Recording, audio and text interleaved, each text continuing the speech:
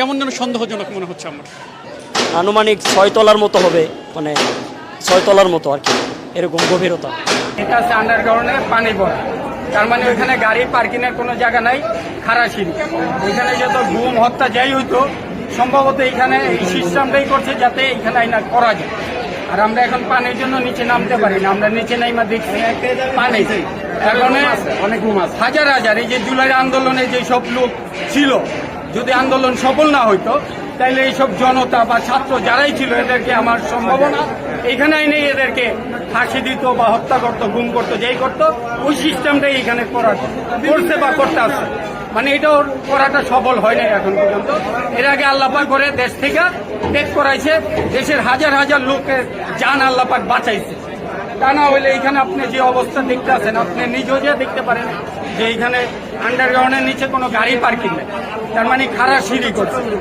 ছোট ছোট রুম, আমি ভিডিও করছি, আপনিও যা করতে পারেন, ছোট ছোট রুম করা আছে। কিন্তু পানির জন্য ঢুকতে পারতেছি না, বুঝতেও পারি না যে কি আছে, কিন্তু পানি দিয়ে পুরো ভরা এলো অবস্থা নিচে।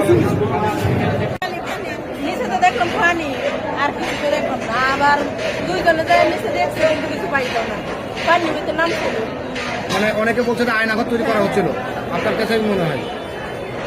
দেখা যায়, কিন্তু এরকমই প্রথম সিঁড়িটা দেখলে পরে নিচে যায় ওরকম বোঝা গেছে। অনেকের মুখে আমিও নিজেও শুনেছি যে আয়নাঘর করার পরিকল্পনা ছিল হয়তো। এখন আপনারা যারা আছেন বিনোদনের লোক, কি একটু দেখে আসবেন এটা আসলে আয়নাঘর কিনা না অন্য কিছু। আপনার কাছে কেমন মনে হয়েছে, এমন সন্দেহ আপনার হয়েছে কেন? সন্দেহ তো আমারও হচ্ছে, কারণ ওইরকম নিচে গাড়ি পার্কিং তো এতগুলো থাকে না।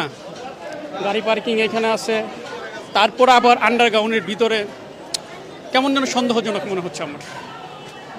এটা আমরা আওয়ামী লীগের শাসনামলে আয়নাঘর করে অনেক খুন গুমের হয়েছে, তো এই বিষয়ে তারপর আবার নতুন করে এটা তৈরি হচ্ছিল, সব মিলে আপনি বিষয়টিকে কীভাবে দেখছেন?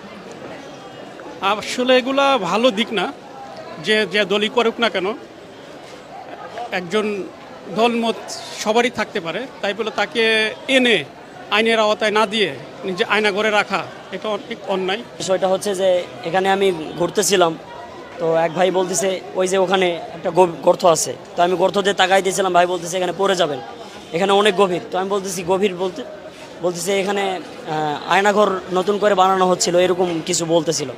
তো আমি বললাম যে আমি চিন্তা করলাম যে আয়নাঘর হতেও পারে, আয়নাঘর ইতিপূর্বেও ছিল, এটাও হতে পারে। তো আমি এই বিষয়টা লক্ষ্য করে তো আমি আসতেছিলাম দেখার জন্য। তো নিচে গেলাম, যাওয়ার পরে দেখলাম